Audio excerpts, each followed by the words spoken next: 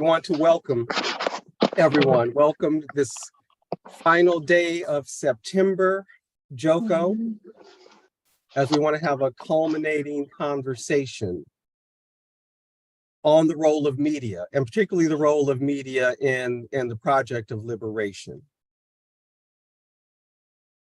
The Joko always takes the time to acknowledge that we here in what's called the Los Angeles Basin do this work on the unceded lands of the Tongva peoples. And when you get up the coast a little bit, the Chumash peoples.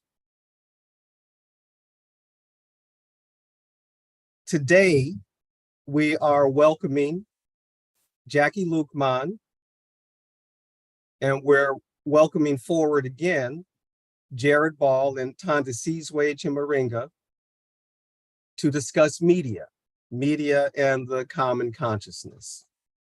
The media functions to create a common frame of reference, a common consciousness for societies, from the rock paintings of the Sahara and the Kalahari to the instantaneous global communications of the digital age.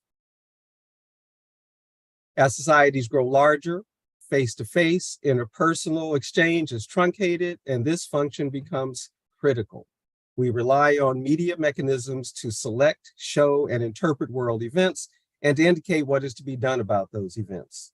Mass media has long been organized around corporate interests, and the effects are clear.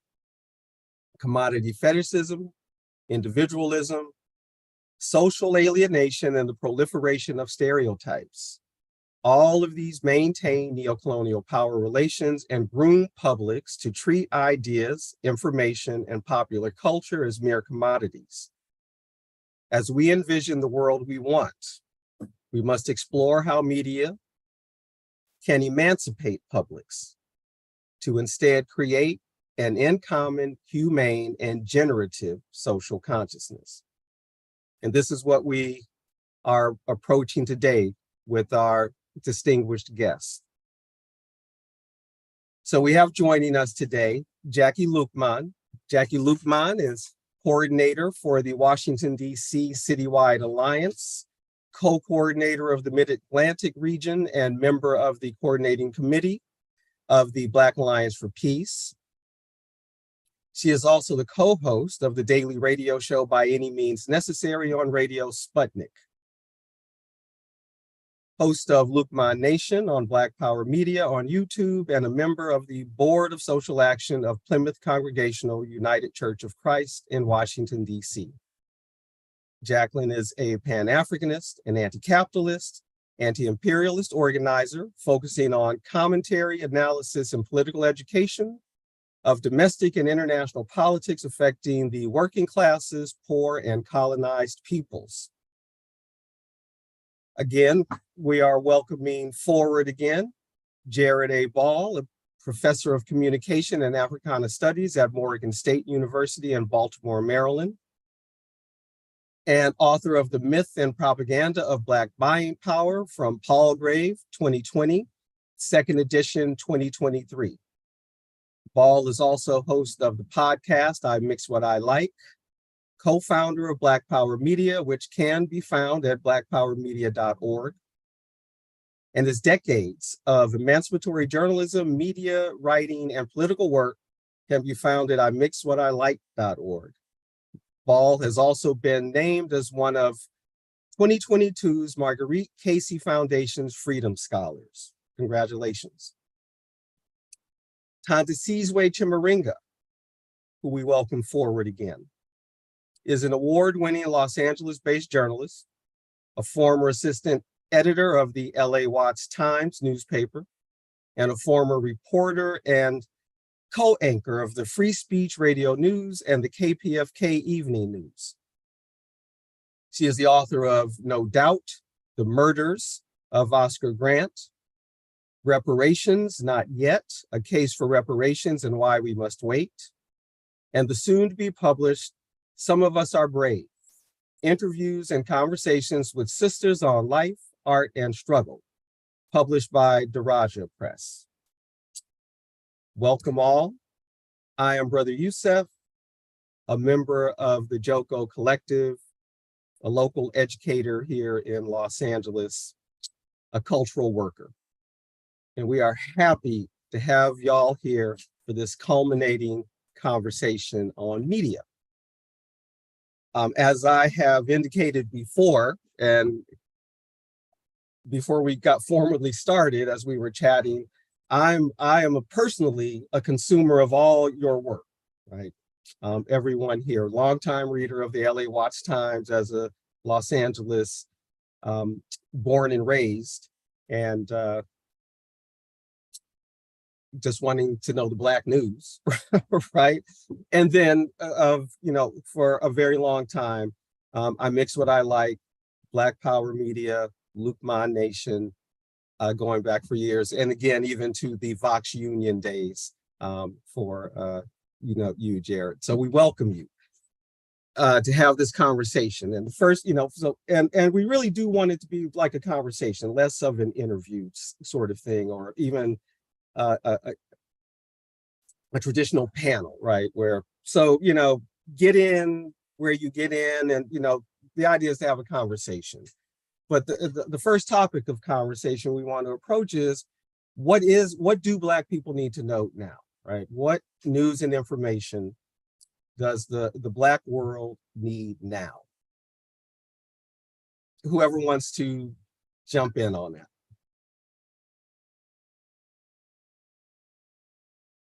Everybody's being polite, but it's okay. Okay, I'll go for So the things that, and thank you for inviting me to this forum. I think the things that the Black world needs to be aware of that are going on around the world now that are very connected to all of us are the situation that is going on in Niger, where the French ambassador and the diplomats have now left at the command, the demand of the military transitional government and the people. Mm-hmm. The French military is planning to withdraw. Macron says by the end of the year, they could leave in 20 days if they really wanted to, but they're going to drag this out because they're the French, and we don't entirely trust that they're going to do this the way they say they are. So we do need to continue to watch that. The Burkina Faso, Mali pledged to provide mutual support to each other and to Niger, basically warning the rest of the world in ECOWAS that if they carry out a military invasion to restore democracy, to restore the former president Bazoum, that they might want to think twice about that, because they'll have to be dealing with any force would have to be dealing with Burkina Faso and Mali and other countries in the region. And the possible formation of a Burkina, Mali, Guinea-Bissau federation that was talked about earlier this year was something that the US government and imperialist powers had been trying to stop from happening decades ago. So it could be being revived. So that's Niger, or the Sahel in general.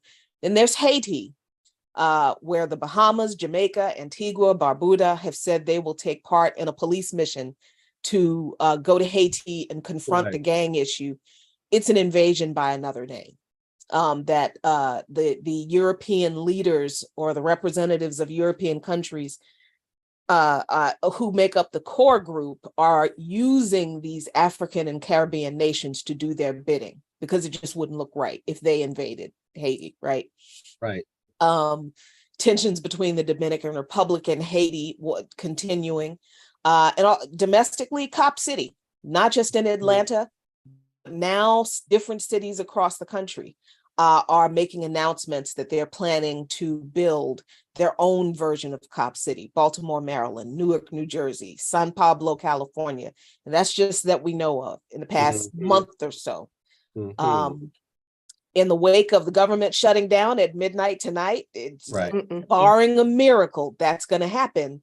Pandemic child care relief funding is ending. So that money that was given to the childcare industry to help these childcare providers stay open and provide desperately needed childcare for working class and poor families, it's estimated that at least 30% of these childcare providers will close their doors because they don't have this funding anymore. This, of course, means less childcare for working class and poor people, and for the childcare providers that remain, it's going to mean more higher prices for working class and poor families.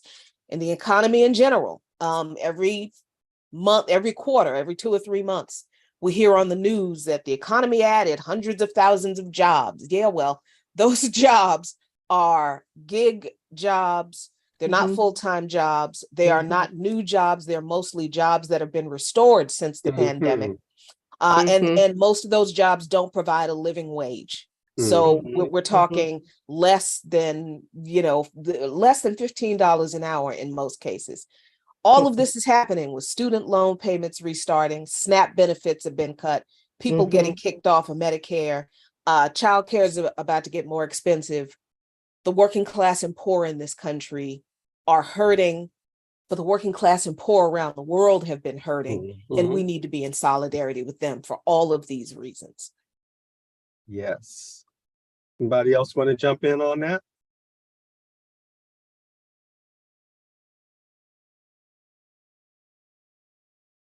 Get to jumping, y'all. Y'all got a lot to say.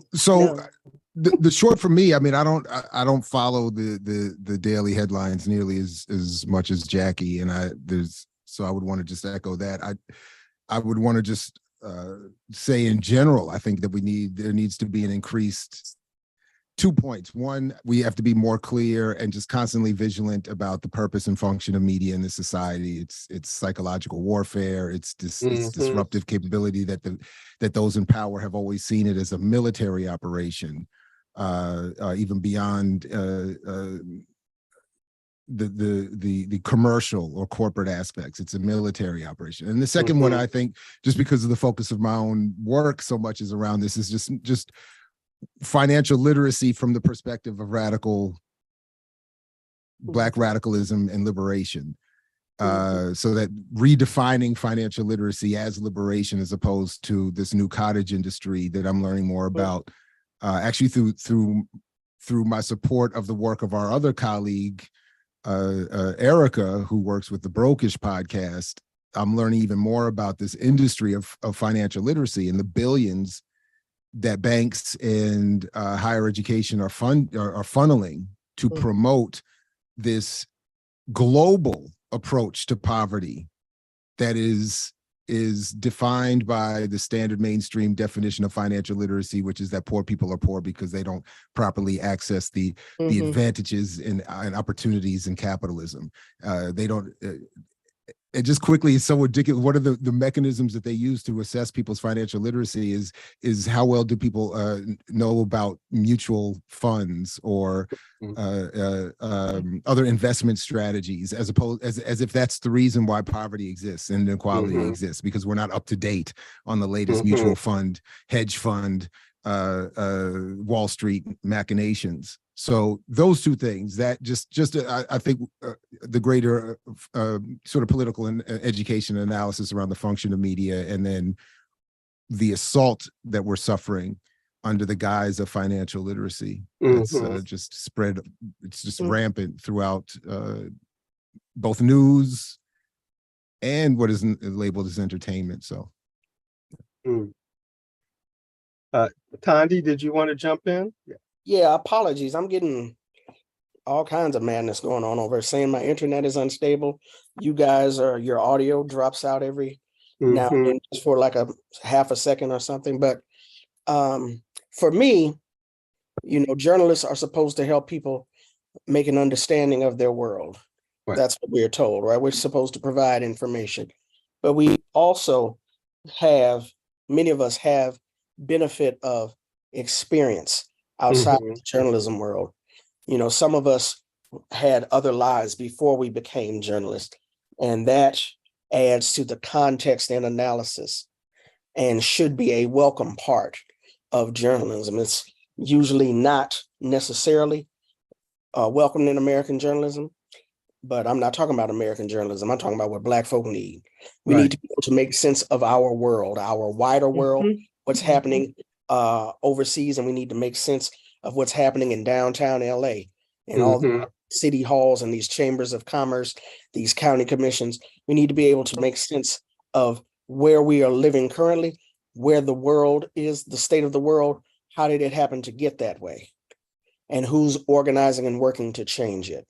The question of alienation, of feeling like you're the only one, we're cold, going through something and it's hopeless. No, there's somebody organizing around an issue in this city. There's someone organizing around an issue in that system, in that city. So amplifying, providing analysis, context, and also history.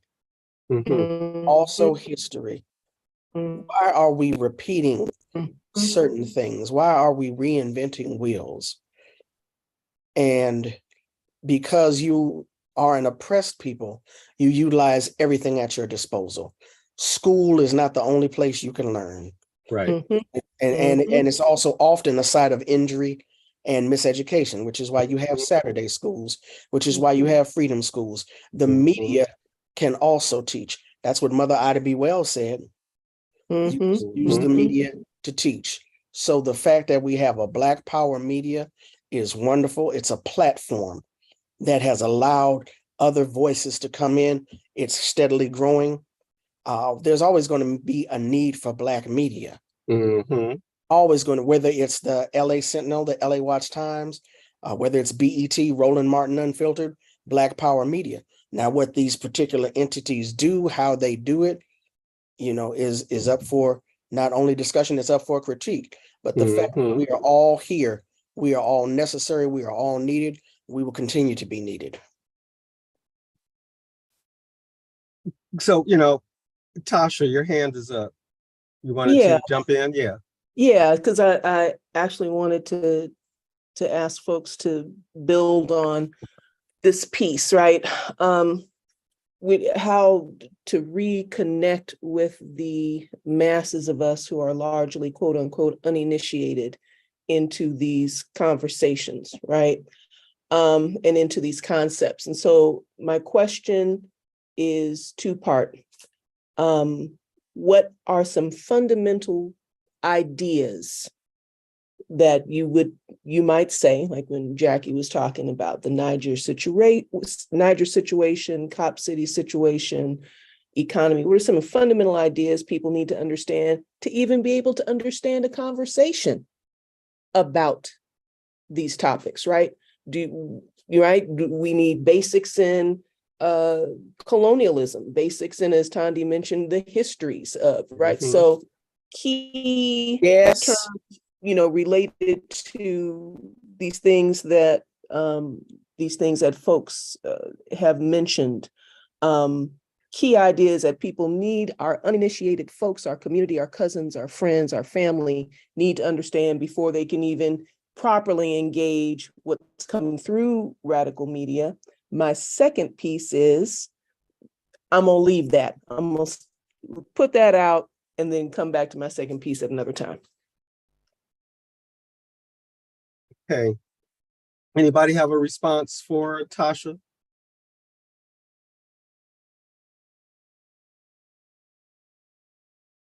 I would simply just say that for me, my most routine engagement with the so-called uninitiated and Black working class is in my classroom.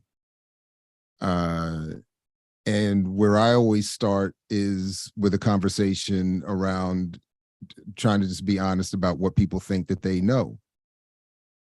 So I think we have to have on some level, before we can even get to what is important about political education and analysis and organization and study, is that people have to be willing to humble themselves to say, I don't know. So I always, every semester, I bring up something from a former professor of mine with whom I had very little in common or agreement, but on this point, I thought he was right, that we have to interrogate our preferences, he would say. So I was asking, it's literally a final exam question in every class, every semester. How do you know what you know? And why do you like what you like? And I don't judge the answer, I just judge the method and the argument. So I want people to be able to say, so if you hear about Russia, Ukraine, I ask them, how many of you know any of the history of either of these countries? Who can name the leadership of either of these countries? Have you ever read a book or an article about any of these countries?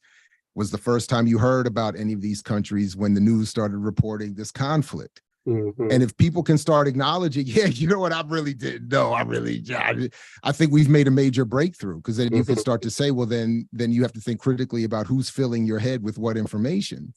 And then when we start to build to the structure of a media environment and the context and the this and the that, it makes a little more sense. But I think that's always a first step. And it's, I think it's actually a little more complicated than people might assume, because we're conditioned from day one never to admit we've been manipulated, never to admit that there's even that possibility of manipulation.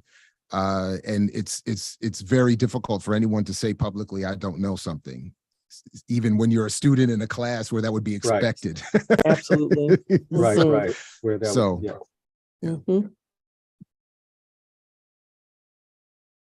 Tasha, well, Jackie, I see you were going to say something, so I'll make this really quick. As you were asking that and thinking in terms of education, I think about some of the stories you tell me as you move from various schools around LA Unified, what teachers are doing in their classroom, right? And with these primarily working class students, how often, you have reported these instructors in whatever subject matter classroom, but are using the classroom environment as a kind of political education for them, right?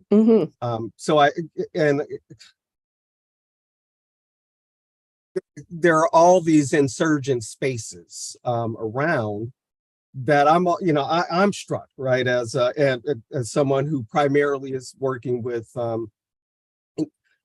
working class students in the classroom. How many of them are actually coming into the classroom with some level of political consciousness or some awareness, right? At least of a colonial situation, a settler colonial situation, and some sense of the conflict in the world, right? And the US's role, NATO's role, the history of the West. But then I'm also getting students from, a lot of students from the global South, or, formerly colonized places, or, from our neighborhoods here. But I've actually been struck by some engaged, students are coming in with some grounding already, right? In some awareness about the system, maybe with that sense of you can do nothing about it, that it also, the system wants to project, right?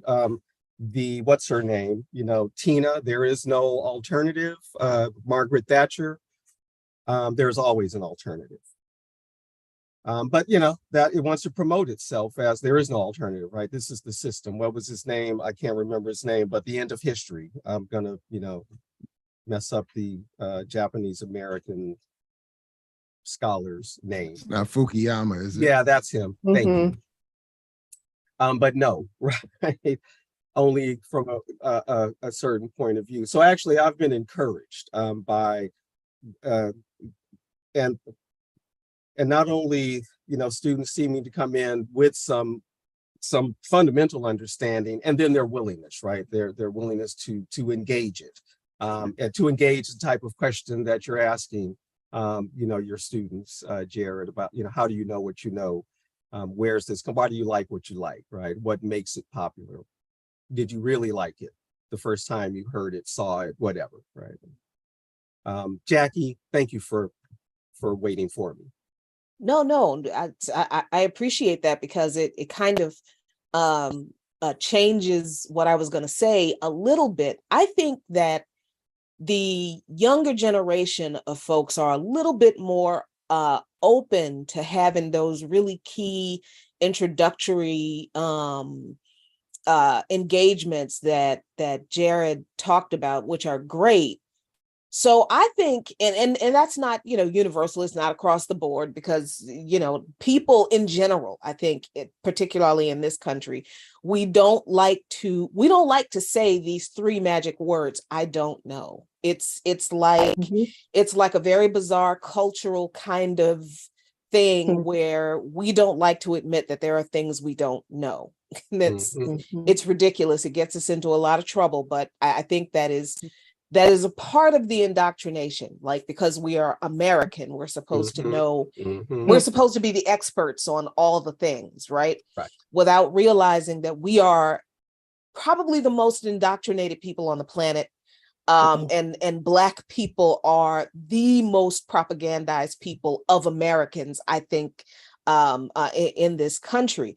But I think the struggle that I have had, and it's only from my experience, the struggle that I have had is introducing these issues, dealing with these concepts of imperialism and the exploitative nature of capitalism, and US militarism, and settler colonialism, and the very idea that Americanism, there's nothing good about it. It's an evil system that was built on evil genocidal policies.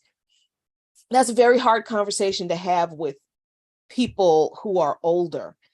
Yeah. And it is because of what Jared was pointing out, that we are indoctrinated and we don't like to admit that we are indoctrinated. And I think it's even harder for older generations of people to make that admission, that I have believed the lies that have been told to me about this country and system by the media in this country all my life. And it's like a cognitive dissonance, I guess, where I think a lot of people realize, okay, I've been lied to. These people are lying to me. But it's more comfortable to hold on to the lie than it is to challenge the fact that we've allowed ourselves to be lied to, even after we realized something was really a mess. Like, for example, I think most people know that the United States government has lied about just about every war and military action it has ever been. And if Iraq didn't point that out to people, then people are just they just want to believe, the lie. Yeah. But it's interesting to see people who have reached the conclusion that the US government can't be trusted when it talks about its own warmongering, turn around and believe everything the same media is saying about the US government in Ukraine. That makes no logical sense, but that's what's happening. Right. And I think that is, I don't know how to explain it other than it is difficult for people for people of a certain generation to disabuse themselves of those very comfortable lies. I think it's easier for them to hold on to the lies, maybe because they're thinking they still have a place in this society. If they continue to hold on to the narrative, yes, because it's scarier for them to let go of that and fight for something else where they're not sure where they would fit. That's the only way I can kind of explain that. I don't know how useful that was, but Well, that it's was something very that useful. I acknowledge. That was, no, because I think it was absolutely on point, right? That's right. People, they want to believe that they have a stake, right, in this system. And so even though they may know in their gut, it's built on genocide and slavery, and just rampant imperialism, right? It's still important for them to, think that the US military is doing good in the world, right? Just as it promotes itself, right? With its advertising wing, right? That, this notion that they have to believe, right? Because if you don't believe, then what, right? The world can crumble, which is a frightening thought, even though that world may need to crumble, right? And you may need, so that you can realize I'm still standing, right? We're standing among the ruins of something that was ruinous. Tandi, you look like you were about to jump in. No, okay, Tasha, you were. It's actually still dropping, and there were captions and then they disappeared. So I'm kind of lost at the moment. Yeah. I don't know what happened to the captions either. And my option for captions disappeared. I don't know why. I'm gonna try to hang in here though. Okay, thank you. Hang in there so we can figure it out, see what the heck is going on. What I was going to say was also there is this element of the anti-intellectualism itself in American culture. Yes, and I think, we have carry all of these gut level understandings and recognitions, right? And this issue of cognitive dissonance, right? Yeah, we carry in our memory and in some kind of recognition, some kind of record of institutional lies, some kind of understanding of institutional, institutionalized systematic oppression and what have you. But because we don't have models for analysis as a matter of daily bread, as a matter of kitchen table conversation, because of an anti-intellectual culture that is structured through an anti-intellectual education system. For the masses of people, it's anti-intellectualizing. You have to wait till you get to a higher education space to begin to even perhaps come upon an instructor in that situation who is asking folk to critically engage, right? And there is that. So but what we are left with is this kind of religiosity, right? Because that is a kind of formal thinking that many of us do have. So we have some references to those kinds of tropes and those kinds of paradigms, along with these bits and pieces that we picked up, here and there, and we attempt to make meaning of that. And then, but big in the culture, in my final statement, is the primacy of opinion, right? The right to opinion, and the the way that is identified with this whole magical individual that's created in American consumerist society. So the unassailable right to opinion, wrong or crazy as it may be, out of context and without any sense of the subjective, the problems of subjectivity. So just throwing that in. Oh, I want to move to a how question. Right? So we went pretty far with the what do Black people need to know, and it took us into other areas. So how do we get this information right to people, particularly in this post-print era, and also an era perhaps where literacy is challenged, and particularly in a place like the United States, right? Literacy is challenged, and those who are literate and again, just thinking about the United States, may only read at up to a 6th or 8th grade level, having everything to do, as Tasha was just mentioning, with the anti-intellectualism in the educational system and just the unwillingness to educate people, right? To invest in the kind of education that can produce the literacy that's necessary for some critical thought. But given all that, right? So how do we get this news to the Black world? Are these social media platforms sufficient?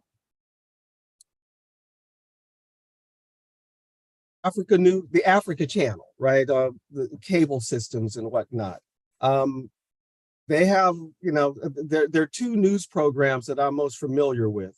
One is produced by the BBC and the other is produced by Voice of America. How am I to trust that news, right? I don't know if it even still exists now, but I will admit that I was skeptical. The Black News Network, and I was skeptical because of who was behind it. The one name, what's the name? J.C. Watts, right? The very conservative Republican Black individual from Oklahoma. Star of Oklahoma, University of Oklahoma football once upon a time ago. So, what then do we have, right? How do we get this news, this information, this opinion, this political education, revolutionary culture out to folks? What are the models for that, right? Should we be thinking in terms of, mass blast, or is it a local thing that we should be? What y'all think?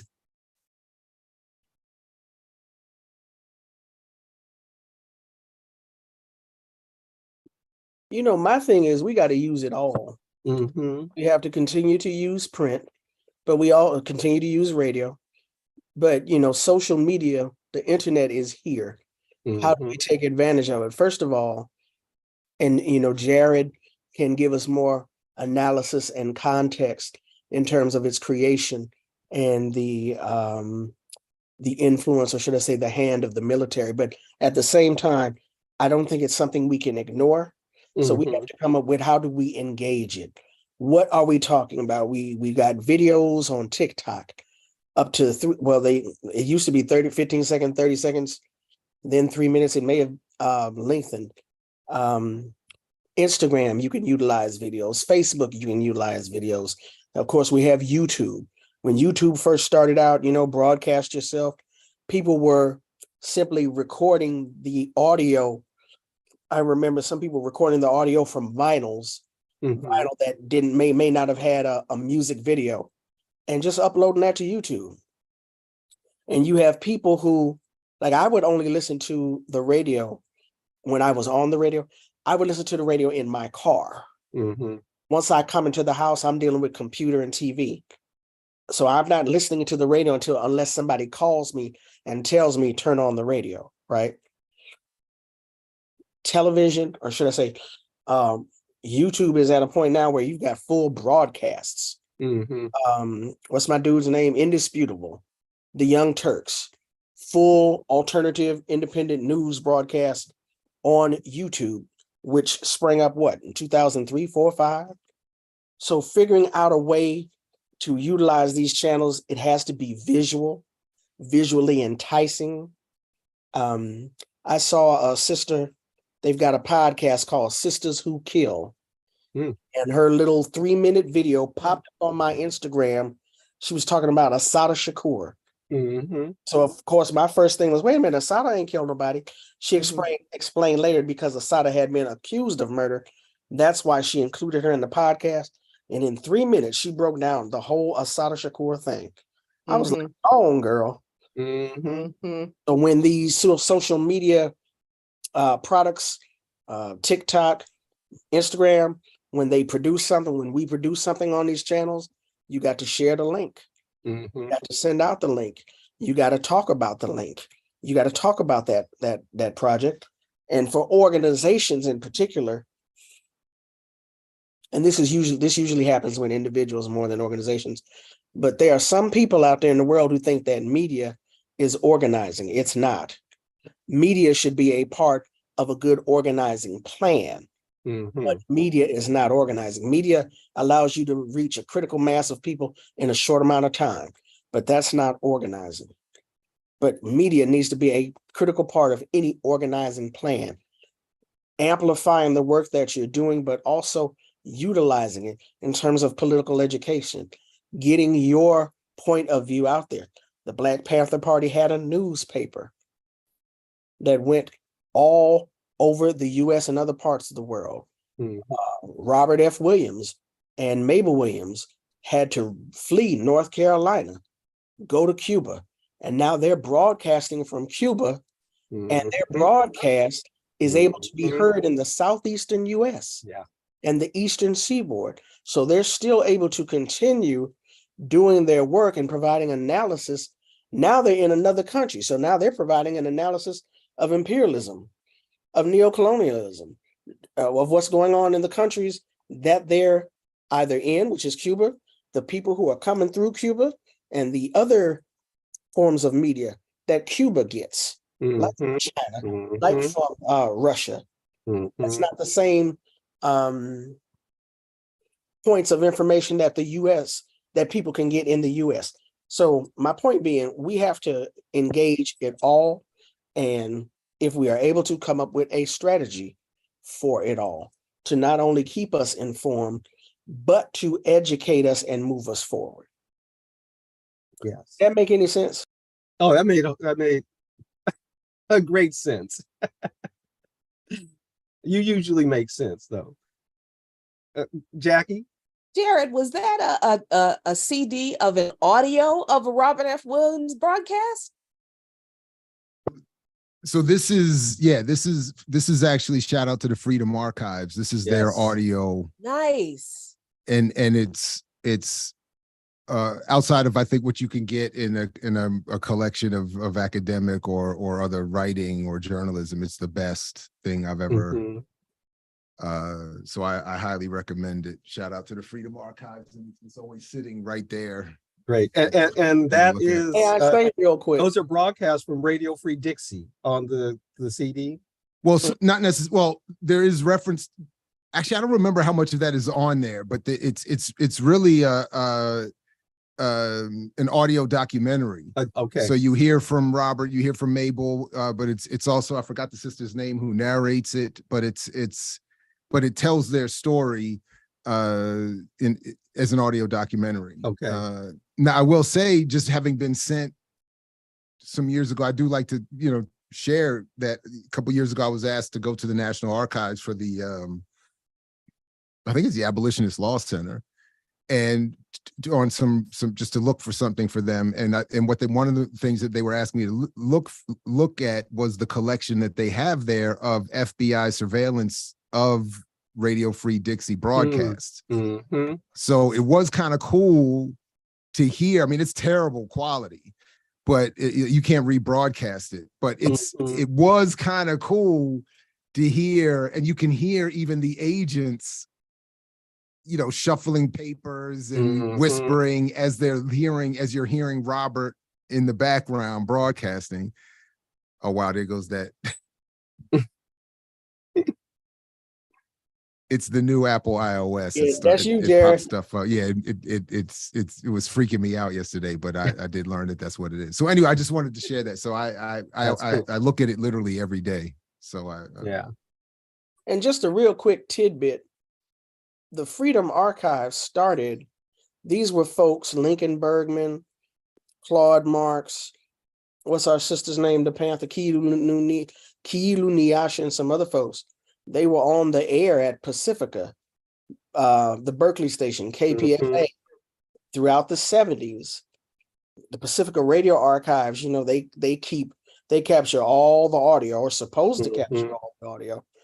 And at a certain point, the folks who did, I forget the names of their radio shows, but that grouping of people, they said, "Hey, Pacifica, you want these copies of our audio?" And Pacifica was like, "No, we don't want it." They was like, "Okay, we'll keep it." We'll Wow. keep it. Now, yeah, That's they lost wow. out Yeah, big time wow. on that one, but Yeah. yeah, their own. So they created archives of all of their work. And what happens when you begin to do that? They created this archive and they began to republish it or repost it. Mhm. People begin to take notice. Now, when it's time for them to get rid of their stuff, Mhm. y'all want this? So the archives is increasing because people are Yes. bringing them their materials now as a place Yes. to deposit stuff.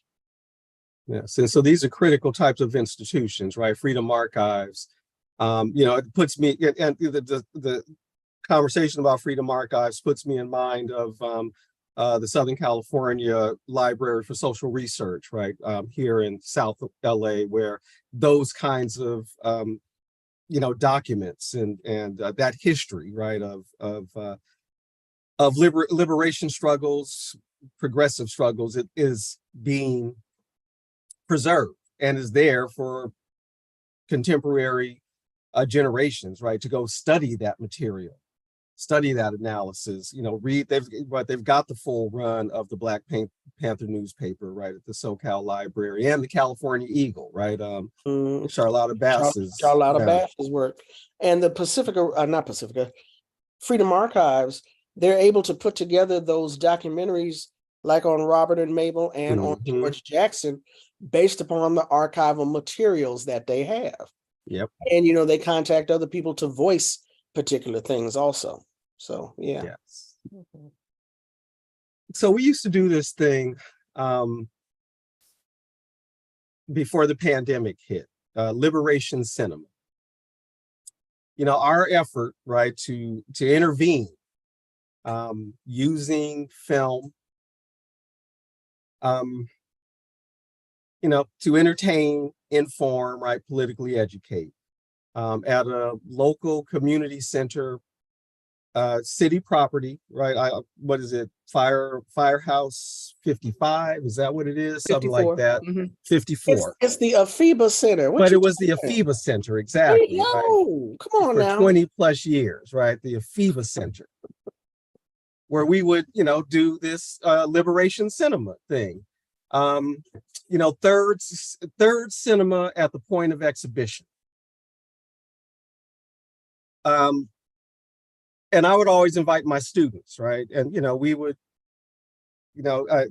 to have basically invited guests, so to speak, come see different types of films and have conversations about them in this community space, right?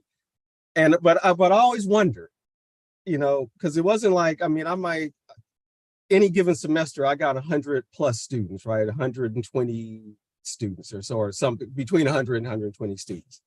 And, not all of them were going to come, but, some would come, right?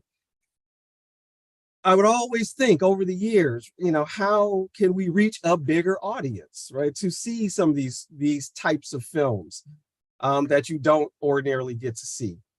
So we would, a favorite was always the Spook Who Sat by the Door, right? Everybody always wanted to see that, and we would try to show it 4 times a year because people, oh, I missed it. You're gonna show it again? So yeah, we'll make it a habit to show. We try to show it quarterly, right? Try to bring in, films from the African world. We are, we were well situated here in Los Angeles. A relationship with you. I just went blank on the brother's name.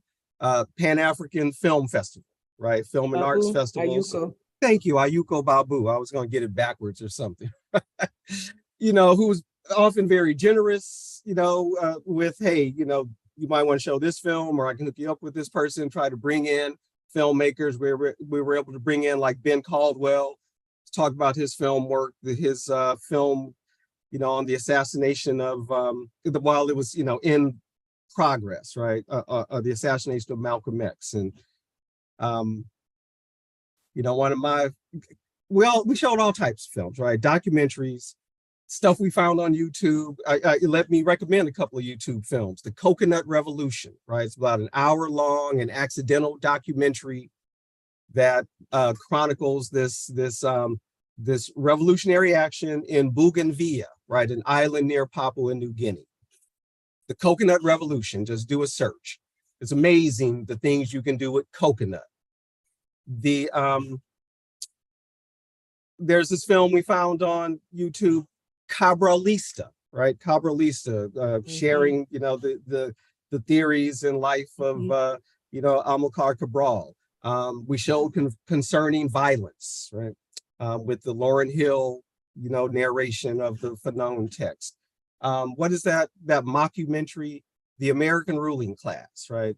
So we were trying to bring these types of films, you know, and have conversations about them, sometimes a panel discussion.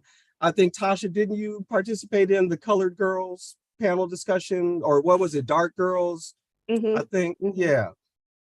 But I was always, you know, in the back of my mind was, how many people are we really reaching, right? We had our nice little core group of people, and we were always hoping that, you know, word of mouth, tell your friends about these movies, right? Because they're giving folks a new idea. But I was always troubled by, you know, these drops in the bucket, right? In the face, and, you know, we're in Hollywood, right? In face of this mass media 24-hour-a-day campaign, right? And I'm totally with you, Jared. Military campaign, and they call it such, right? They call them campaigns. So you know, in the face of that, right? How do we reach people, and how do we reach them with popular culture that can help them imagine different futures, help them understand their past, right? We showed a film called The Rebel, a Vietnamese film about anti-colonial struggle against the French in 1920s Vietnam. And it has the added feature of, you know, martial arts in it, right? So it's hitting on a lot of different points. How do we get, you know, so if these are films that would do well, right, just in terms of a public audience, but they don't get out to the public. What's that path? If how do we get that culture to people? I think one of the things that I see us organizers do that I don't think we realize we do it because we're so focused on organizing, right? That we don't make the connections between the political education that we want to provide people and why people should care about what we want to tell them. So I can sit here and put out, you know, the Black Alliance for Peace is engaging in its fourth month of action against AFRICOM, provide the links, nice graphics, webinar tomorrow, register for the webinar, month worth of actions all over the country, get involved. And most people will see that and say, and say two things. What is AFRICOM? Why should I care? What is it? Three things. What does it have to do with me? So when we're presenting this kind of public popular education to our communities, I think the first thing we have to do is identify an issue that most people in the community know about and connect the information that we want to share with them to that issue. So, like if I want to talk about AFRICOM, we're going to have a public discussion, a teach-in and a public discussion on AFRICOM later on this month. In our advertising, in our popularizing this event, we're probably going to lead with, you've heard about Cop City in Atlanta. Did you know that they're proposing a cop city in Baltimore, in Newark, and, you know, militarized policing is a problem in our communities. But did you know it's not just here, it happens internationally, you know, that kind of, so the way we present the information to people that we want to share really matters because of the propagandization of our people, we are led to believe that what goes on over there internationally, anywhere but here, is not important. It's not, we shouldn't have to And those people are probably a bunch of savages who hate Mhm. America, and they're probably a bunch of terrorists, and we shouldn't be concerned about what goes on with them. So we have to connect the people that we want to give the information to the information. Why does it matter to them? Because it absolutely does. And it always helps to provide food and snacks. I swear. Yes. We just Absolutely. I just gotta tell you, it's not a whole lot of meetings I'm going to that's gonna be longer than an hour, and I'm not having food. So, That's right. Yes. so I know we're all strapped for cash, but provide food and snacks That's to right. people, and provide child care. Big So that. working class parents can bring their kids, because that is always a barrier to working people and poor people being able to Yes. attend events. What I can't, what am I going to do with my kid? I can't, my kid's not going to sit there for 2 hours. And that should be explicit, right? In the call, right? Right. Childcare Yes. provided, or Yeah. bring your child, right? Just bring your child with you. Yeah, I mean, this is not gonna get everybody in the community out, but these are things that can attract more people to these events. Yes, and Liberation Cinema did provide a free vegetarian dinner. And of course, everything was free, right? Because we were trying to do something revolutionary, right? So, we donated to the space, right, to help keep the lights on, but didn't ask anybody to put no money down. Just put their best wishes in the basket if that's all they had. And so, anybody else want to jump in on that? How do we? Well, I would only want to say that I have to say that I think that I'm not optimistic that there can be any competition with popular culture. So I don't know exactly what to do. But what I think that our focus has to be is targeting people who claim that they are already in various spaces or political spaces we would find ourselves, and encourage them to become more organized and militant. We're not going to compete with pop culture, and for every great broadcast we can produce, they can produce thousands of hours of garbage. Agreed. So Yeah. Yes, garbage. Yes. Other than finding ways to be more disruptive, I really don't know. Yeah, I just wanted to throw that in there real quick. Do you think the streaming platforms might offer an avenue for some more of that disruptive type programming? And Tanya, No, I know you were that's not about what to- I mean. Sorry. That is not what you mean. Okay, yeah. That those are still corporate. That's still the whole dang model. I'm sorry. Go ahead, Tandy. Once again, the audio went out on the last thing you said. The last thing I said. Yes.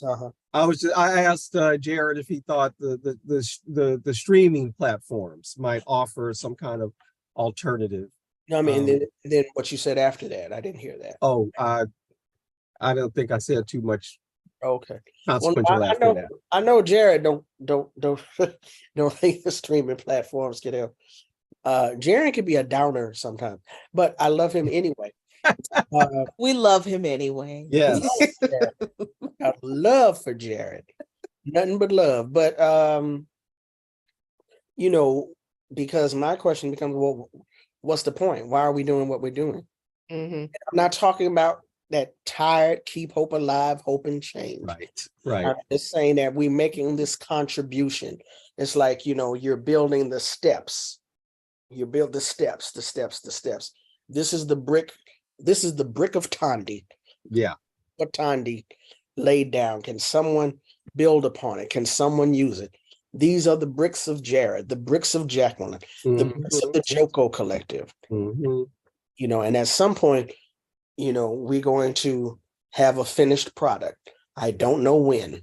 That finished product that we envision of liberation, of peace, of true humanity. We don't get to it. I don't know, but I know my thing is I personally had to disabuse myself of the notion it was going to happen in my lifetime. It's like, no, you're contributing to something. Mhm. You're Yes. you have to understand and accept and be at peace with you are making a contribution. And you can win a few battles along the way, but it's a long, protracted war. Right. So, Yes. It's Jared's pessimism of the mind, optimism of the spirit. Right? That's and that is proper, I think. Because I have no optimism for this system, right? It is I mean, you can't, this thing is unfixable, right? I mean, it is unreformable, right? I mean, we know and that. not as an enemy of reform, right? I mean, alleviate whatever pressure you can, but we ain't gonna reform ourselves to Oh no. and And like my thing, I was telling some folks, I was in a political ed space, and people were saying, well, capitalism is dead. I was like, I've been hearing that for 30 years. When is it gonna die? It takes something to die. How you gonna be dying for 30 years? So we know that this is not going to, this has to change. Right. We're clear on that. The question is, when is it going to change? Yeah. And I think what we also have to keep in mind, keeping in mind what Jared said, is you have to know the history of revolution around the world.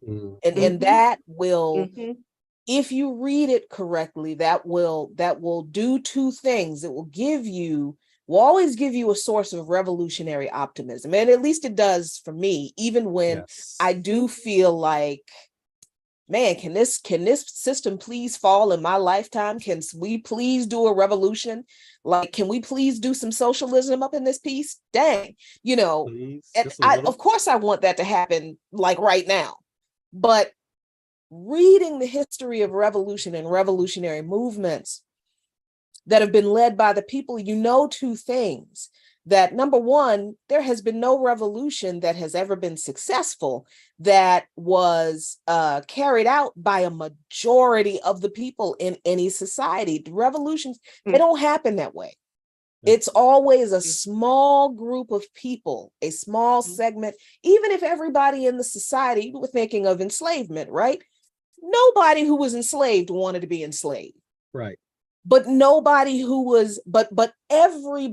was enslaved did not actively revolt or participate in revolution all of the time. There was not a singular mass movement. Now, there were incessant connected revolts throughout the 200 some plus years history of enslavement, from the first group of Africans that got on the first boat to all of the rebellions here.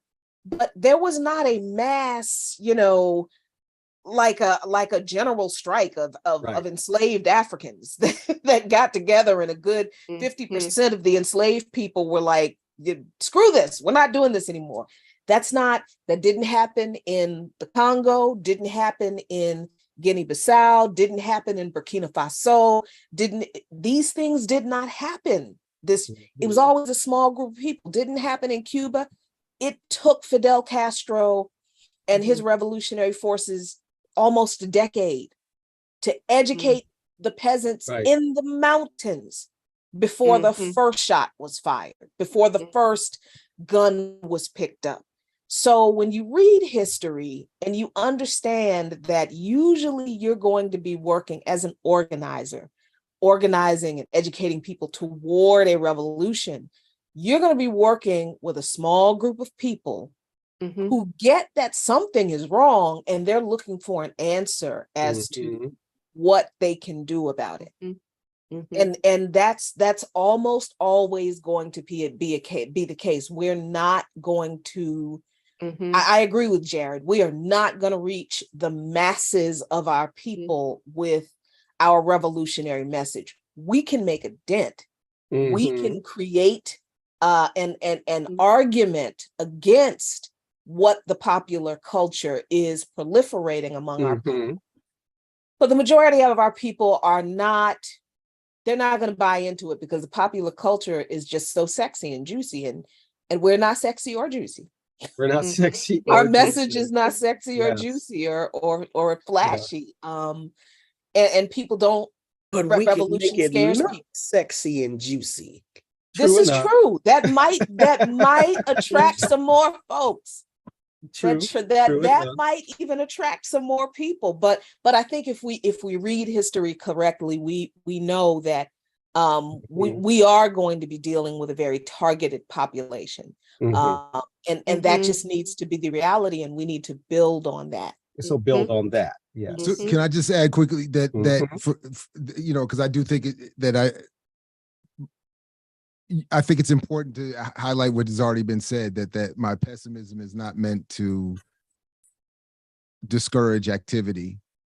And my focus is really borrowed from what I learned years ago from Glenn Ford, which is that you target those already committed, at least by claim, to be Mhm. involved with Black liberation, and then you encourage that they organize themselves to greater levels.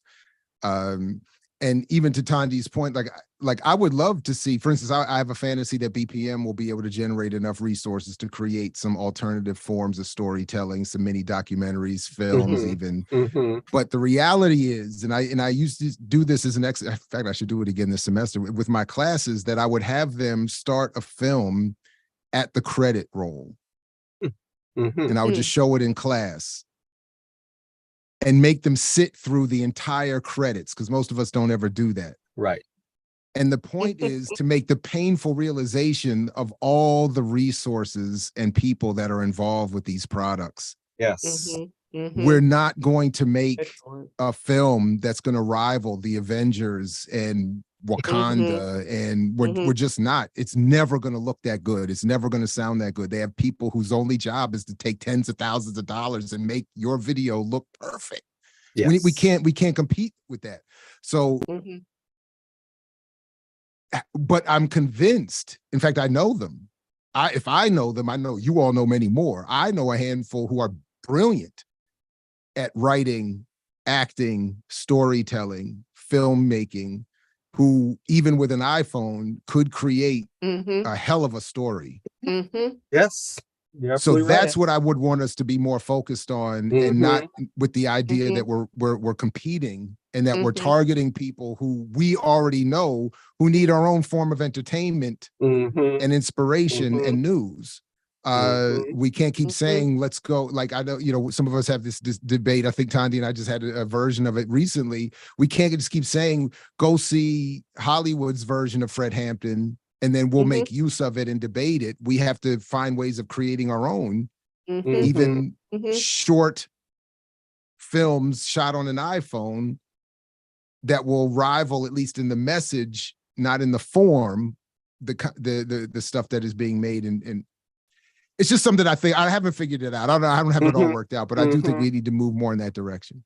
Yes. I think that's the heart of innovation, though, right? Imagination. Haven't quite worked out all the details, but I can see it on the horizon, right? Right.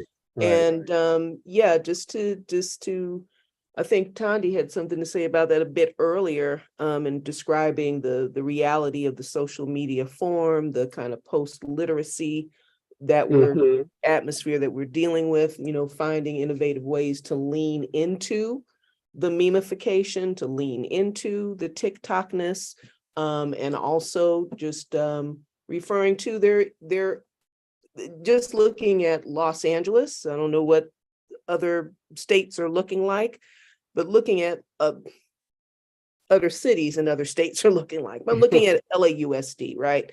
Use of referring to my journeys as a substitute teacher through Los Angeles Unified, and seeing, over a period of it's been quite a while since there has been some kind of quote unquote social justice component in curriculum, in activities and all these kinds of things. But now with the production and embrace of ethnic studies by LAUSD, right?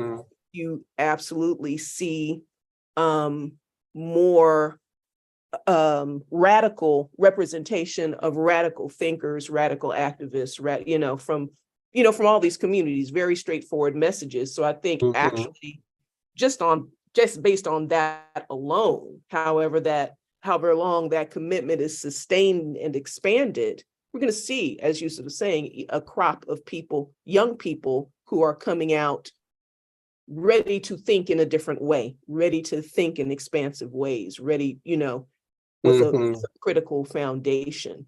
And that is, that is absolutely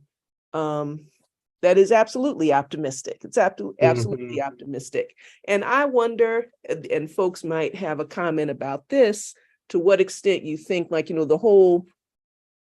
the attack on wokeness, the attack on the misrepresented and misunderstood, but the CRT idea, right? Yeah. To whatever extent that the huge reaction against that is evidence of the potency of it. And just how, to what extent radical and visionary ideas have penetrated the population, penetrated populations in these areas across the Western world, inspiring this desperation to snatch back the minds of the population and re-engage them to the white supremacist narrative. But okay, so that's my scent. Any respondents? Well, I think the response to the whole, woke situation and the backlash against CRT, it speaks to the anti-intellectualism in this country that you mentioned before, Tasha. This is not, the fact that the anti-woke movement and the anti-CRT movement, and now the campaign to ban books. More books have been banned in the past year in this country than certainly last year, and probably in the past 20 years. It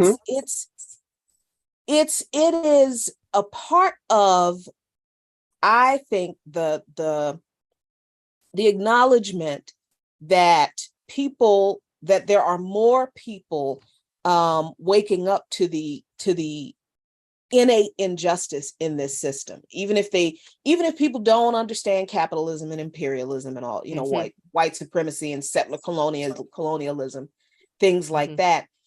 I mean, it's hard for people, regular folks who probably would say they're not political, to look at more and more people that they know who are suffering economically and look at the policies that are coming out of Washington. It is, I think it's growing more and more difficult for people to continue to lie to themselves and say that everything is okay here. Right. So even though people may not be moving toward radicalism in any way, they realize that this American dream that they believed in, it's not. It doesn't exist. They're catching on to that. But as much as the whole anti-woke, anti-CRT, book, really anti-public education campaign is a political campaign by the GOP, it is so successful because Americans don't like to learn things. That's just, that's just to keep from saying, calling people names. Americans do seem to like their mythology and their American committed to the mythology narrative. So if someone comes along and tells them, these people are upset about this thing, but these people, they are anti-American. They hate this country and they want to impose this evil socialism on you. They want to get rid of the cops. They are anti-American. That really is all people need. A lot of people in this country need to turn on people who are literally saying, it'd be nice if the cops would just stop murdering people. You That's know, all. it would be great if this country were supposedly the democracy and based on liberty and justice for all, if the cops would not be given the power to carry out extrajudicial killings on the sidewalk. That'd be cool. People in this country are deeply anti-intellectual. They really, and I don't, and I think this is obviously a function of the ruling class, and always has been, to keep most people in this country very ignorant of how this government actually works, what its foreign policy really is, and how that policy is carried out right here against us. And I don't know, and I think, and I'll end with this. I think the mistake people make is they always want to engage with people who believe those things. Like they think that our job should be to run to those people who are fully on the anti-woke, anti-CRT bandwagon and convince those people that they are wrong. I could be wrong, but that's not what I am called to do. I am called to organize my people on what's wrong with those messages and what the truth is, so that, as Jared has said, that he was right, that Glenn Ford taught us, then those people are now empowered to go and organize their people. We don't need to do a whole bunch of engaging with these people who have bastardized the concept of wokeness that came from us, right? The concept of CRT, which is a college level legal framework to examine laws up against their white supremacist implementation. We don't need to be wasting a whole lot of our time engaging with people who have chosen to accept the lie of those things. Our job needs to be to focus on, to educate our people on what these things really mean, despite what these crazy people are saying. Yes. However, thank you. Yeah, go ahead, Tandy. No, just play. we have to do that for our people. Absolutely. Yeah. Just the not even the audace, the caucasity. Ooh, you liar. You're lying. And someone, you know what? And this is okay. So to a certain extent, I've matured, but to a certain extent, I go back and forth, right? When I first read, and this is not a plug, really, this is not. But when I wrote my book, No Doubt, The Murders of Oscar Grant, I decided to call chapter 1 Truths and Damn Truths. Only because I wanted to be able to say lies and damn lies. The way these people lied on Oscar Grant, it was just so horrendous and filthy. And now you're saying CRT only exists to make little white children feel bad. You filthy liar. You are not just a liar, you're a filthy, dirty liar. A filthy, dirty liar. Stopped.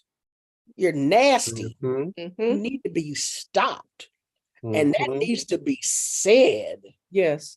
To their face. Yes. Whether they change their ways or not. You filthy effing liar. I'm not gonna come on. Put the joke on spot.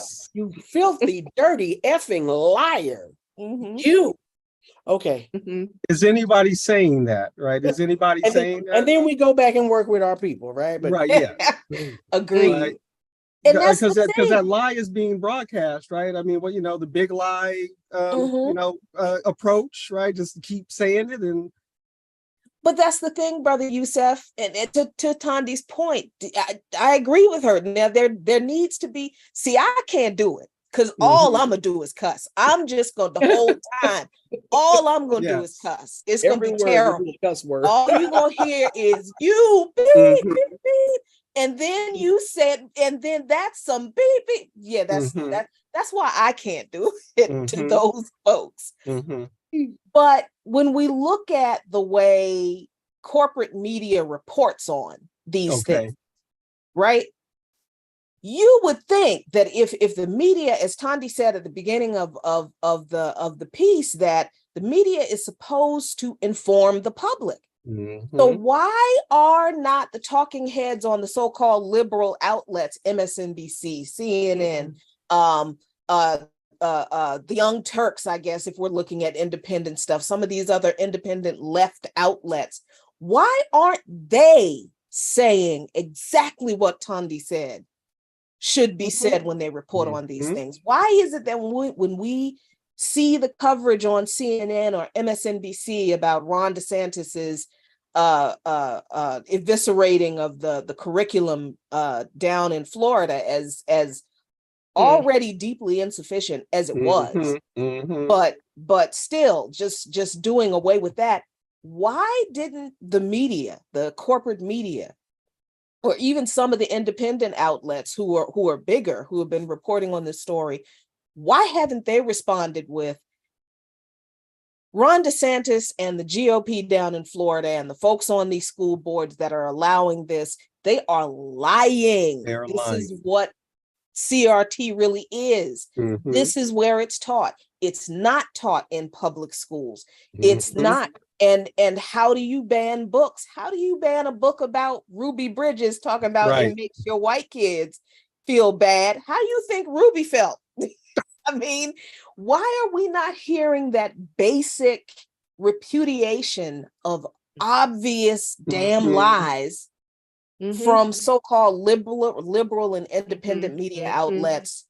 Your question, these Jackie, issues? Your question makes me wonder if some of those people feel like they have an interest in not challenging that. And, or, I mean, wasn't that what's his name, the governor of Virginia, wasn't that his path to the State House, right? The critical race theory in your fourth grade classroom or something like that. So it's been quite useful, right? For when it comes to media, these politicians. When it comes to the question of why aren't more media pushing back on it, some of them have a vested interest. Like if you look at those, the messages that Fox lawsuit, Tucker Carlson and these other people, they knew there's lies. They went on, as soon as the on-air light, they went on and said it anyway, because they were getting their paychecks. But they knew damn near every script they got at Fox News was a lie. But you also have, then on the flip side of that, well, I don't know if it's the flip side, but the other end of that is you have people who are deeply invested in this American project and think, I'm going to make it better.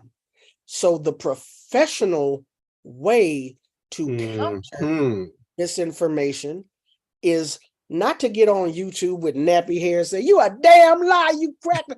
That's not the way, even though that needs to be said. Yes. They're going to dress up with a suit and have their hair nicely coiffed, and they're going to write in nice language, and they will never, oh no, we can't have Jacqueline Lukeman as a guest. Her hair too nappy.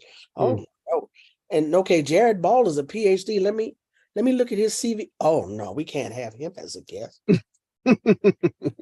Because they don't want to be seen as. No, let them be seen as. That's right. Be proud to be left. Be proud to be radical. Be proud to be left. Lean into it, right? And just embrace it. And I'm just putting it. Jared might think this is a fantasy. I don't know. I'm just putting it out there. Like, for example, if you don't think that I'm objective, then go read my journalistic pieces. That entails work. That entails research. Everybody ain't gonna do that. They'll just write you off. Oh no, we're not gonna listen to those people over there. They're too radical. They're too militant. Well, I don't know.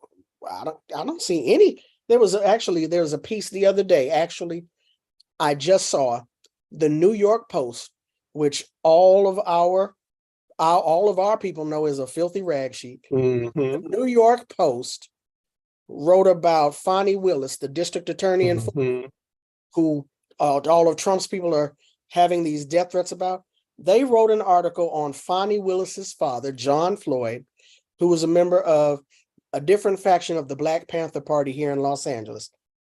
They wrote an article on it. Oh, he called police and Occupy an army and said they were the enemy. And I'm reading this like, I don't see anything wrong with what he said. Mm-hmm. People have been saying that for 40 years. But Mm-hmm. they wrote it in such a way that it would be inflammatory to Right. a particular audience. And so, as opposed to coming back and saying, this is not true, this is not true, you have people who will just avoid a leftist analysis or expert to come on because they don't want to be seen as not being Mm-hmm. objective. They Mm-hmm. don't want to be seen as not giving both sides, or they don't want to be seen as being unfair Mm-hmm. to, because that's what conservatives and them are saying now. Right, right. Where our viewpoints are being kicked off Facebook and social media because of bias. You're biased against us. Right. Let me hush. Jared, Jared, you want to jump in on that? Oh, let me first acknowledge that we are over time, right? We are at 2:30, and I don't know if y'all got, schedules, because we were supposed to be done at 2:15, but this was this was just too good. So if I can, let me move to that last question, because we do want to, okay, if you got projecting forward, right? if you got one question, I'm gonna hang in here because Mr. Arthritis. Yeah. And just very quickly,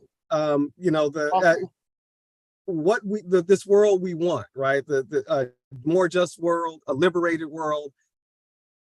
Where we started, Jackie. To me, you were describing a failed state, right? And it continues to fail. I take it as a good sign. The labor activity that's going on, that folks are striking. Something that Tasha told me last night. So much of the Trumpist citizenry, so much of the anti-woke, anti-critical race theory activists, etc., are not the stereotypical white working class, but are those who do have a stake in the society because they are doing all right in the society. Upper middle class, affluent, right? So these are the folks who are really on the foreground of this resistance. So the final point we're trying to get to: are we getting to the world we want, right? Are we doing a sufficient enough job? Ooh, are we doing it? Are we getting there? I think as long as there are people who are working toward that just society, we're always moving forward. But then the question of, are we doing a sufficient enough job? That's always going to be not really. Mm-hmm. Because I look at, and I know the material conditions are different in every country. Mm-hmm. And the historical conditions are different in other countries. This country does not have a long history of intersectional struggle against its government. There is a history of labor organizing against, corporate power and abuses that we can certainly, and the most successful aspect of that labor organizing was absolutely like the IWW and the integrated labor unions and that type of thing. But the idea of integrated intersectional struggle, where all of these groups of oppressed people come together and realize, oh, we're all being oppressed by the same system in different ways for the same reason. Let's work together. Every time that has happened, of course, the government came in and crushed those movements. So that's recognizing that the government has had a stake in stopping a mass movement of working class and poor people in this country coalesce. So it's not because people are lazy, it's because the government has been fantastic at destroying these Mhm. movements. I think what we have not done enough of is rebound and recover Mm. and Mhm. continue. Mhm. I think I think that we are now learning the lessons from those mistakes in the past, and we're getting better at that. But it can never be enough, right? Right. It can never be enough, because with everything going on in this country, from the Ukraine war to, the US government sending all this money to the Ukraine war, with all of the economic problems that people are facing now, people should be in the streets. People should be in the Mhm. streets. Let me not Mhm. finish that statement, because we don't want to get the FBI on that. People should be in the streets, though. Yes. People should be, if people are angry, people should be enraged. People should be in the streets like they're in the streets in Peru. They should be in the Mhm. streets like they've Mhm. been in the streets in Niger. Mhm. You understand? People have been occupying, practically doing a sit-in at the French base in Niger for 2 weeks. Thousands of people just going to the base in Niamey and sitting there and saying, we blink. We're gonna see who's gonna leave first. It ain't gonna be us, Mhm. because this is our space. This is our country. Mhm. We should be enraged, and people aren't. People are angry, but people are afraid because they're isolated. They shun organization because that is how people have been indoctrinated. So those of us who are organizing people, yeah, we have to keep at it, and we have to do more of it, and we have to we have to connect with more people as much as we can. And will it ever be enough? It'll be enough when the revolution happens. Yes. Okay. That's when it'll be enough. And even then, we'll still have to do more, because we'll have to defend the revolution. Ask you. There you go. You There know, you go. so Mhm. Yes. Jared, Tondi, you want to respond? Yes, Jared. I would only say that yeah, I don't have much to add, except that I'm just trying to find the way. I've been struggling to find the phrase. I couldn't even write it down in advance of Jackie finishing, but I couldn't get it right in my head. But it's something that I would want to advocate, that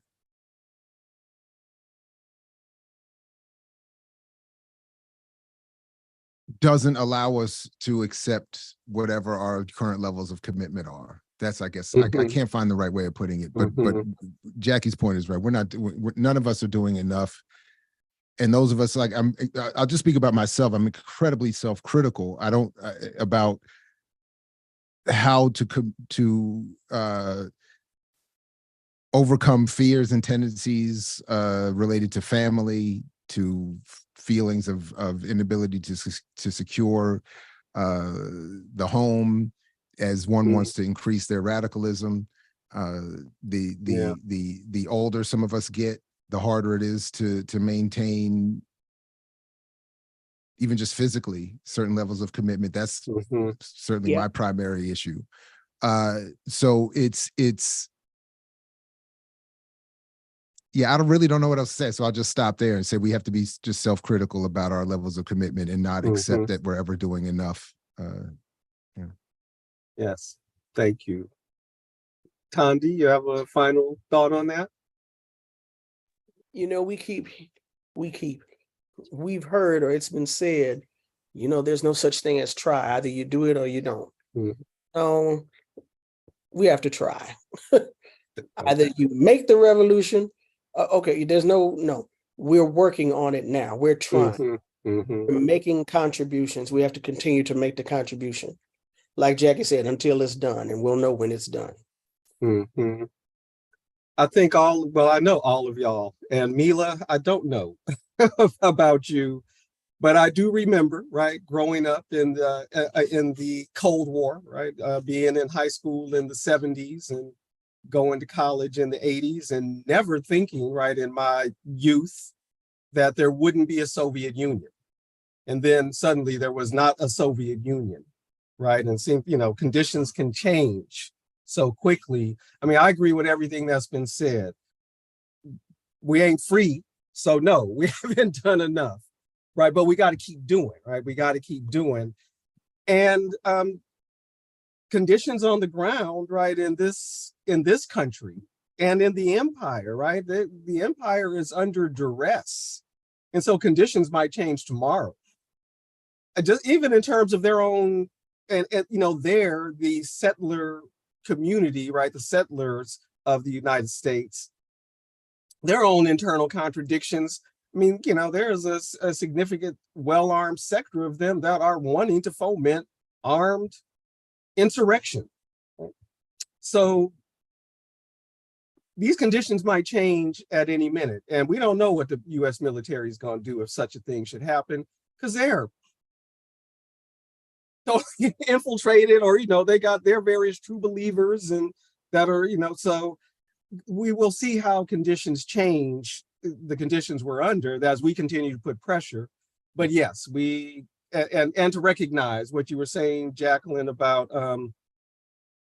the state intervening whenever there seems to be that possibility, and with their partners in the media, right? The corporate media are absolutely partners in that, and constantly working to keep us atomized and away from each other, and thinking that, you know, we have our special interest and it isn't related to somebody else's interest. So thank you.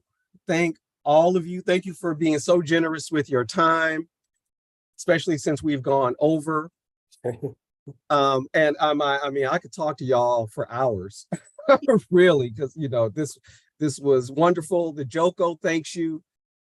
We are our next shift, as we're still looking at media as such, but we're moving to the arts in particular, right? And the role of artists and in the various art forms. Because I mean, you know, people think they go into the arts and how are you going to make a living in art? And, you know, so how many artists are working for, you know, they're doing commercial art, right? You know, working for the corporations. And that's not even the filmmakers and that's just the folks who, you know, working on the label on your Coca-Cola cans or whatever, right? So we want to look at all that. And what we didn't get a chance to talk with y'all about, but you never know, you might get invited back, because we're also interested in youth and children as a media target and a media market, and even the notion of children as a market. And then what is the role of educational programming, right? The PBSs of the world, Baby Einstein products, etc. Right? So that's where we're going next, with our Joko conversations on media, art, culture, and the role of the artist in creating the world we want and promoting the visions of the world we want. We hope to invite you back for that, because we know along with your news journalism work, all of you are commentators on culture, right? On film reviews, etc. So you should always expect an invitation from us, because you have all quickly become favorites of the Joko. I'm speaking for Tasha and Mila, but I'm sure I'm right. So no, anytime. Thank you. Thank you. Pleasure. And I guess with that, we will, you know, let y'all get back to your lives and your organizing and your work, and you're taking care of yourself, right? I'm gonna watch college football right now. That's not, that's not. Well, that's taking care of yourself, right? I mean, you know, you Right. got to have downtime. You know, we got to be able to rejuvenate. And I mean, that's key, right? I stopped working at 10 o'clock at night, so I can watch Deep Space Nine and, you know, bring myself. I might do a little writing, but, you know, that's different. So, yeah. I think that should be a conversation. What's that? What do we do in our downtime? Yeah, Yes. we can talk. Yeah, about, that would that's be a great interesting. conversation. I would have Yes. never thought Deep Space Nine in college football. That's pretty interesting. Well, I'm about to lay down and watch The Shy, so you know. Oh, Okay. wow. Well, see, that's a whole nother conversation, right? It is. I'll say, okay, maybe we'll have that conversation, and then we can talk about what we do with our time. What kind of culture do we consume for, That you know, would be pleasure and whatever, right? Yeah. Yeah, that's a Fantastic. great idea. Oh yeah, I watch Deep Space Nine religiously. Religious, I was gonna say Walk the religiously. path of the prophets with the emissary. That's Yeah. it is all Oh, it is wow. all about that, right? And of course the black captain, right? I mean, come on, Of right? course. The black Star Trek captain who had to start as a commander and then they made him a captain. Right? So You're a Trekkie. All right, we get it, bro. Okay. uh, Okay. really, I'm a Deep Space Niner. Okay. Very specific. I mean, I'm a Okay. Trekkie, but really, I'm Okay, a Deep there's a Space difference. Niner. Okay.